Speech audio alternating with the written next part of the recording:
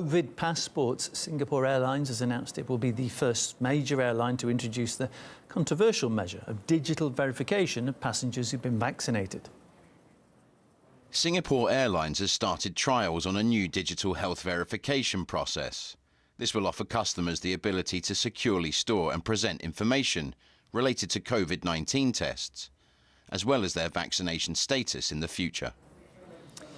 In order to book and travel, a special form needs to be filled in detailing coronavirus test results. Information on whether you've taken a jab or not is mandatory. It effectively means health data will be stored for each passenger, and that's got some doubting whether they would travel with the airline again. Well, privacy is the key concern for the panel of guests we discussed this issue with earlier.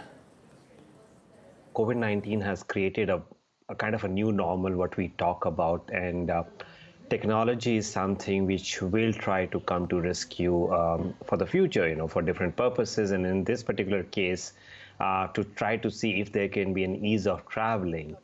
And when there is a data which sort of moves from your own personal domain to any third party, there are two possibilities. One, that it is used for its own purpose, but also there is always a possibility that it could be shared, or it could be hacked, or it is a data privacy issue. So at this level, all stakeholders need to ensure that the data safety and data privacy is maintained, and it is only used for that particular definitive purpose and not for anything else. Idea is to ease the travel for the people. The test, the PCR test and the blood test, is enough for the passengers to go and to travel freely in their company. This is, of course, a violation of our private freedom. If it goes like that, it could create a kind of crisis for the people traveling over the world. There is a kind of